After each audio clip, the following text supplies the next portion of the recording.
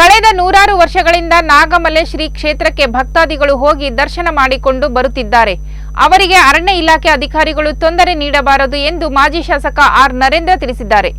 ಹನೂರು ಪಟ್ಟಣದ ಕಾಂಗ್ರೆಸ್ ಕಚೇರಿಯಲ್ಲಿ ಪತ್ರಕರ್ತರೊಂದಿಗೆ ಮಾತನಾಡಿದ ಅವರು, ಕಳೆದ ನೂರಾರು ವರ್ಷಗಳಿಂದ ಮಂಡ್ಯ, ಮೈಸೂರು, ಚಾಮರಾಜನಗರ, ಕನಕಪುರ, ರಾಮನಗರ ಸೇರಿದಂತೆ ತಮಿಳುನಾಡಿನಿಂದ ಸಾವಿರಾರು ಭಕ್ತರು ನಾಗಮಲೆ ಕ್ಷೇತ್ರಕ್ಕೆ ಯಾತ್ರೆ ಮಾಡಿ ತಮ್ಮ ಹರಕೆ ಸಲ್ಲಿಸುತ್ತಿದ್ದಾರೆ. ಅರಣ್ಯ ಇಲಾಖೆಯವರು ಧಾರ್ಮಿಕ ಭಾವನೆಗೆ ಧಕ್ಕೆ ತರಬಾರದು. ಭಕ್ತರಿಗೆ ನಾಗಮಲೆಗೆ ಹೋಗಲು ಅವಕಾಶ ಮಾಡಿಕೊಡಬೇಕು. ಮಲೆ ಮಹದೇಶ್ವರ ಬೆಟ್ಟದ ಕಾಡಂಚಿನ 5 ಗ್ರಾಮಗಳ ಜನರು ಸಣ್ಣ ಪುಟ್ಟ ಅಂಗಡಿಗಳನ್ನು ತೆರೆದು ನಾಗಮಲೆ ಕ್ಷೇತ್ರಕ್ಕೆ ಹೋಗುವವರನ್ನೇ ನಂಬಿಕೊಂಡು ತಮ್ಮ ಜೀವನ ನಡೆಸುತ್ತಿದ್ದಾರೆ. ಸರ್ಕಾರವು ಚಾರಣ ಹೋಗುವವರಿಗೆ ನಿರ್ಬಂಧಿಸಿದರೆ ಚಾರಣ ಹೋಗುವವರನ್ನು ತಡೆಯಲಿ. ಇದನ್ನು ಹೊರತುಪಡಿಸಿ ದರ್ಶನಕ್ಕೆ ಹೋಗುವವರಿಗೆ ಯಾವುದೇ ತೊಂದರೆ ಕೊಡಬಾರದು. ಈ ಸಂಬಂಧ ಕೂಡಲೇ ಮುಖ್ಯಮಂತ್ರಿ ಸಿದ್ದರಾಮಯ್ಯ ಹಾಗೂ ಅರಣ್ಯ ಸಚಿವರಾದ ಈಶ್ವರ್ ಖಂಡ್ರೆರವರ ಜೊತೆ ಮಾತುಕತೆ ನಡೆಸಿ ಸಮಸ್ಯೆ ಬಗೆಹರಿಸಲು ಕ್ರಮ ವಹಿಸುತ್ತೇನೆ. ಅಲ್ಲಿಯವರೆಗೂ ಭಕ್ತಾದಿಗಳಿಗೆ ತೊಂದರೆ ನೀಡಬಾರದು ಎಂದು ಅರಣ್ಯ ಇಲಾಖೆ ಅಧಿಕಾರಿಗಳಿಗೆ ಮಾಧ್ಯಮಗಳ ಮುಖಾಂತರ ತಿಳಿಸಿದರು. ಮೊದಲನೇದಾಗಿ ಅರಣ್ಯ ಇಲಾಖೆಯವರು ಹನೂರು ವಿಧಾನಸಭಾ ಕ್ಷೇತ್ರದಲ್ಲಿ ಇತ್ತೀಚೆಗೆ ಬಹಳಷ್ಟು ಕಿರುಕುಳಗಳು ಜಾಸ್ತಿ ಆಗ್ತಾ ಇದೆ. ಮೇಲ್ಮಟ್ಟದ ಅಧಿಕಾರಿಗಳು DFI ಇರ್ಬೋದು, RFI ಇರ್ಬೋದು, SF ಇರ್ಬೋದು, ಇವ್ರ ಮಟ್ಟದಲ್ಲಿ ಏನು ಗಲಾಟೆಗಳಾಗ್ತಾ ಇಲ್ಲ, ಇವ್ರ ಮಟ್ಟದಲ್ಲಿ ಏನು ಆಗ್ತಾ ಇಲ್ಲ. ಆದ್ರೆ ಈ ವಾಚರ್ಗಳು, ಗಾರ್ಡ್ಗಳು ಎಲ್ಲ ಕಡೆ ಜನಗಳ ಮೇಲೆ ಹಲ್ಲೆ ನಡೆಸ್ತಕ್ಕಂಥದ್ದು, ನಾಗರಿಕರನ್ನ ಹೊಡಿತಕ್ಕಂಥದ್ದು ಎಲ್ಲವೂ ಕೂಡ ಶುರುವಾಗಿದೆ. ಮೊನ್ನೆ ಹುಗ್ಗದಲ್ಲಿ ಆನೆ ಬಂದು ತುಂಬಾ ನಷ್ಟ ಮಾಡಿದೆ, ಬಂದು ನೋಡಿ ಅಂತ 2-3 ದಿವಸ ರೈತರು ಹೇಳಿದ್ರು ಕೂಡ ಹೋಗಿಲ್ಲ. ಇವ್ರು ಎಷ್ಟು ಹೇಳಿದ್ರು ಬರ್ತಾ ಇಲ್ವಲ್ಲ ಅಂತೇಳಿ ಬರ್ಲಿ, ಬಂದು ನಮ್ಗೆ ಆಗಿರ್ತಕ್ಕಂಥ ನಷ್ಟವನ್ನ ನೋಡ್ಲಿ ಅಂತೇಳಿ ಅವರು ಅರಣ್ಯ ಇಲಾಖೆಯವರಿಗೆ ಆನೆ ಸತ್ತೋಗಿದೆ ಇಲ್ಲಿ ಬನ್ನಿ ತಂದಾಗ ತತ್ಕ್ಷಣದಲ್ಲಿ ಬಂದವರು, ನಾವು ನಮ್ ಬೆಳೆ ಇಷ್ಟೊಂದು ಲಾಸ್ ಆಗಿದೆ, ನಮ್ಗೆ ನಷ್ಟ ಆಗಿದೆ, ನಮ್ಗೆ ಇದ್ರ ಬಗ್ಗೆ ನೀವು ನೋಡಿ ಬನ್ನಿ, ಪರಿಹಾರ ಕೊಡಿ ಅಂತ 3 ದಿನದಿಂದ ಫೋನ್ ಮಾಡಿದ್ರು ಬಂದಿಲ್ಲ. ಇವಾಗ ಆನೆ ಸತ್ತೋಗಿದೆ ಅಂತ ಹೇಳಿದ ತಕ್ಷಣ ನೀವು ಬಂದಿಲ್ಲ ಅಂತ ಕೇಳಿದಾಗ ಮಾತೆ ಘರ್ಷಣೆ ಆಗಿ ಆ ಗಾರ್ಡ್ ಮತ್ತೆ ವಾಚರು ರೈತರಿಗೆ, ಅದರ ಹೆಣ್ಣು ಮಕ್ಕಳಿಗೆ ಕಪಾಳಕ್ಕೆ ಹೊಡೆದ್ರು ಅಂತಕ್ಕಂಥದ್ದು ವಿಷಯ ಇದೆ. ಜೊತೆಗೆ ಎಲ್ಲರ ಮೇಲೂ ಕೂಡ ಕೈ ಮಾಡಿದ್ರು, ಹೊಡೆದ್ರು ಅಂತಕ್ಕಂಥದ್ದು ಇದು ಕೇಸು ಆಗಿದೆ, ಮತ್ತೆ ಕೌಂಟರ್ ಕೇಸು ಆಗಿದೆ. ಇವರು ಅವ್ರ ಮೇಲೆ ಕೊಟ್ಟಿದ್ದಾರೆ, ಡಿಪಾರ್ಟ್ಮೆಂಟ್ನವರು ಇವ್ರು ನಮ್ಗೆ ಹೊಡೆದ್ರು ಅಂತಕ್ಕಂಥದ್ದು ಕೊಟ್ಟಿದೆ. ರೈತರು ಸುಳ್ಳು ಹೇಳಿದ್ದಾರೆ, ನಿಜ ಆನೆ ಸತ್ತೋಗಿದೆ ಬನ್ನಿ ಅಂತ. ಕಾರಣ ಏನಂದ್ರೆ ನಮ್ ಬೆಳೆ ಎಷ್ಟೊಂದು ನಷ್ಟ ಆಗಿ ದಿನ ಬಂದು ಆನೆಗಳು ಹಿಂಡು ಎಲ್ಲ ನಾಶ ಮಾಡ್ತಾ ಇದ್ರು ಕೂಡ ಬೆಳೆಗಳನ್ನ ಬಂದು ನೋಡಿದ್ವಲ್ಲ, ನೋಡಿ ನಮ್ದು ಉದ್ದೇಶದಿಂದ, ಒಳ್ಳೆ ಉದ್ದೇಶದಿಂದ ಅವ್ರ ಸಂಕಟನ, ಅವ್ರ ಕಷ್ಟ ಹೇಳ್ಕೊಳ್ಳೋದಕ್ಕೋಸ್ಕರ ಅರಣ್ಯ ಇಲಾಖೆಯವರು ಬರ್ಲಿ ಅಂತ ಕೇಳಿದಾರೆ ಹೊರತು ಬೇರೆ ಉದ್ದೇಶ ಏನಿರ್ಲಿಲ್ಲ ಅವ್ರು. ಆದ್ರೆ ಅಂತ ಉದ್ದೇಶದಿಂದ ಅವರು ಕರೆದಾಗ ನೀವು ಹೋಗಿ ನೋಡಿ ಅದನ್ನ ಸಾಧ್ಯವಾಗಿ ಹೇಳಿ ಅದ್ ಏನ್ ಪರಿಹಾರ ವ್ಯವಸ್ಥೆ ಮಾಡ್ಬೇಕಾಯ್ತು.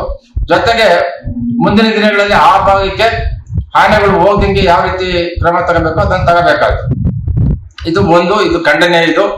ಅದರಿಂದ ಇದನ್ನ ಮೇಲ್ಮಟ್ಟ DFI ಇರ್ಬೋದು, SF ಇರ್ಬೋದು ವಿಚಾರಣೆನ ಮಾಡಿ ಒಂದ್ ಪಕ್ಷ ಅವ್ರದ್ದೇನಾದ್ರೂ ಗಾರ್ಡ್ ವಾಚರ್ದು ಹೊಡೆದಿದ್ದಾರೆ ಅಂತಕ್ಕಂಥದ್ದು ಏನ್ ಕಂಪ್ಲೇಂಟ್ ಕೊಡ್ತಾರೆ ಅದು ನಿಜವಾದ್ರೆ ಅವ್ರ ಮೇಲೆ ಕಾನೂನಿನ ಕ್ರಮ ತಗೋತಕ್ಕಂಥದ್ದು ಆಗ್ಬೇಕು. ಮತ್ತೆ ಮುಂದಿನ ದಿನಗಳಲ್ಲಿ ಯಾವುದೇ ಅರಣ್ಯ ಇಲಾಖೆಯ ನೌಕರರು ರೈತರ ಮೇಲೆ ಹಲ್ಲೆ ಮಾಡ್ತಕ್ಕಂಥದ್ದನ್ನ ತಪ್ಪಿಸ್ಬೇಕು. ಇದನ್ನ ಮಾಡಬಾರ್ದು. ಇದು ಒಂದು.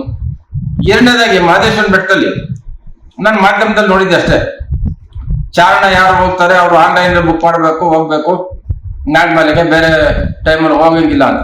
ಬಟ್ ನನ್ನ ಭಾವನೆ ಏನಿತ್ತು, ಈ ಟ್ರೆಕ್ಕಿಂಗ್ ಮಾಡ್ತಕ್ಕಂಥವ್ರು ಯಾರಿದ್ದಾರೆ ಅವ್ರನ್ನ ಉದ್ದೇಶಿಸಿ ಮಾಡಿದ್ದಾರೆ, ಬೇರೆಯವ್ರು ಯಾರಿಗೂ ತೊಂದರೆ ಆಗಿಲ್ಲ ಅಂತಕ್ಕಂಥದ್ದು ನನ್ನ ಮನಸ್ಸಲ್ಲಿತ್ತು ಮಾಧ್ಯಮದಲ್ಲಿ ನೋಡಿ.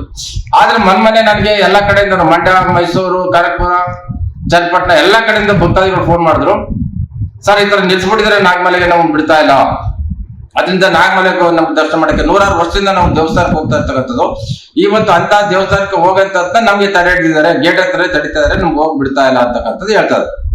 ಸೊ ಇದರಿಂದ ಧಾರ್ಮಿಕ ಭಾವನೆಗೆ ಒಂದು ಅಡ್ಡ ಬಂದಾಗ ಆಗ್ತದೆ. ಇದು ಮಾಡಿಕೊಡುದಿಲ್ಲ. ಇದು ಸರ್ಕಾರ ಮಟ್ಟಿಗೆ ನನ್ನ ಪ್ರಕಾರ ಇದು ಗೊತ್ತಿಲ್ಲ ಕಾಣ್ತಿದೆ. ಈ ಸ್ಥಳೀಯ ಅಧಿಕಾರಿಗಳು ಇದ್ರ ಬಗ್ಗೆ ಈ ತರ ಮಾಡಿದ್ದಾರೆ ಅಂತ ಅನಿಸುತ್ತಿದೆ. ಚಾರಣನೇ ಬೇರೆ, ದೇವಸ್ಥಾನಕ್ಕೆ ಹೋಗೋದೇ ಬೇರೆ. ಚಾರಣಕ್ಕೆ ಹೋಗಂತವ್ರು, ಟ್ರೆಕ್ಕಿಂಗ್ ಹೋಗಂತವ್ರು ನೀವು ಏನ್ ನಿಯಮ ಇದೆ ಅದನ್ನ ಮಾಡ್ಕೊಳ್ಳಿ. ಯಾಕಂದ್ರೆ ಅವ್ರು ಯಾರು ಹೇಳಲ್ಲ, ಕೇಳಲ್ಲ, ಕಾಡೊಳಗಡೆ ಹೊಟ್ಟಾಗ್ತಾರೆ, ಏನಾದ್ರು ಹೆಚ್ಚು ಕಮ್ಮಿ ಆಗ್ತದೆ, ಪ್ರಾಣಿಗಳಿಂದ ಹಾವಳಿ ಆಗ್ತದೆ, ತೊಂದರೆ ಆಗ್ತದೆ, ಅದಕ್ಕೆ ಏನ್ ಬೇಕಾದ್ರೆ ನೀವು ಆನ್ಲೈನ್ ಬುಕ್ ಮಾಡ್ಕೊಂಡು ಮತ್ತೆ ನಿಮ್ ಯಾರಿಗಾರ ಅವ್ರಿಗೆ ಸೆಕ್ಯೂರಿಟಿ ಬೇಕಾದ್ರೆ ಕಳಿಸಿ ಮಾಡ್ತಕ್ಕಂಥ ಸಪ್ರೇಟ್ ವಿಧಾನ ಅದು. ಅದೇನೋ ನೀವು ಮಾಡಿ ಅದ್ರ ಬಗ್ಗೆ ಏನ್ ತಕರಾರಿಲ್ಲ.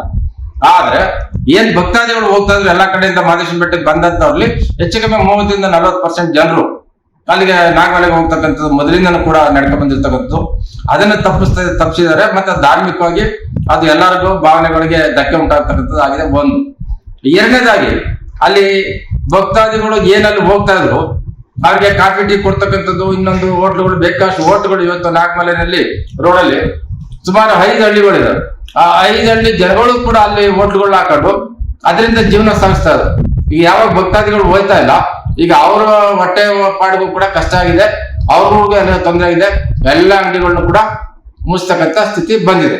ಇವತ್ತು ಅವರೆಲ್ಲರೂ ಕೂಡ ದನ ಕರುಗಳು ಸಾಕ್ತಕ್ಕಂಥದ್ದು, ಮೇಕೆಗಳು ಸಾಕ್ತಕ್ಕಂಥದ್ದು, ಕುರಿಗಳು ಸಾಕ್ತಕ್ಕಂಥದ್ದು ಅವ್ರದ್ದು ಉದ್ಯೋಗ ಇತ್ತು. ಇವತ್ತು ಅದನ್ನೆಲ್ಲ ಬಿಟ್ಟು ಅದನ್ನೆಲ್ಲ ಮಾರ್ಬಿಟ್ಟು ಅವ್ರ ಅಂಗಡಿಗಳು ಹಾಕೊಂಡಿದ್ದಾರೆ. ಮತ್ತೆ ಎಷ್ಟೋ ಹುಡುಗರು ಜೀಪ್ಗಳು ತಗೊಂಡಿದ್ದಾರೆ. ಈಗ ಜೀಪ್ನು ಕೂಡ ಅಲ್ಲಿ ಓಡಿಸೋದನ್ನ ನಿಲ್ಸಿದ್ದಾರೆ. ಒಂದ್ ಬೇಕಾದ್ರೆ ಮಾಡ್ಬೋದು, ಯಾವುದು ದಾಖಲಾತಿ ಇಲ್ಲ, ದಾಖಲಾತಿ ಇಲ್ಲದೆ ಇರ್ತಕ್ಕಂಥ ಜೀಪ್ಗಳನ್ನ ನಿಲ್ಸಿ ದಾಖಲಾತಿ ಇರ್ತಕ್ಕಂಥ ಜೀಪ್ಗಳನ್ನ ಅಲ್ಲಿ ಓಡಿಸೋದಕ್ಕೆ ಅವಕಾಶ ಕೊಡ್ಬೇಕು. ಅದರಿಂದ ಭಕ್ತಾದಿಗಳಿಗೂ ಅನುಕೂಲ ಆಗ್ತದೆ, ಅಲ್ಲಿನ ಯುವಕರಿಗೂ ಕೂಡ ಒಂದು ಉದ್ಯೋಗ ಸಿಗ್ತಕ್ಕಂತ ಆಗ್ತದೆ. ಹಾಗಾಗಿ ನಾನು ಅಧಿಕಾರಿಗಳಿಗೆ ನಾನು ಮಾತಾಡಿದ್ದೀನಿ, DF ಬಗ್ಗೆ ಇದ್ರ ಬಗ್ಗೆ ಮಾತಾಡಿದ್ದೀನಿ. ಸರ್, ನಾವು ಮೇಲ್ಮಟ್ಟದ ಅಧಿಕಾರಿಗಳ ಜೊತೆ ಮಾತಾಡಿ ಆದಷ್ಟು ಬೇಗ ಅಲ್ಲಿ ನಾವು ಭಕ್ತಾದಿಗಳು ಮೊದ್ಲು ಹೆಂಗ್ ಹೋಗ್ತಾರೋ ಹಂಗ ಹೋಗೋದಕ್ಕೆ ಅವಕಾಶ ಮಾಡಿಕೊಡ್ತೀವಿ ಅಂತಕ್ಕಂಥ ಮಾತನ್ನು ಹೇಳಿದ್ದಾರೆ. ಮತ್ತೊಮ್ಮೆ ಅವ್ರಿಗೆ ಇವತ್ತು ಕೂಡ ಬೆಳಿಗ್ಗೆ ದೂರವಾಣಿ ಕರೆ ಮಾತಾಡಿ ಹೇಳಿದ್ದೀನಿ.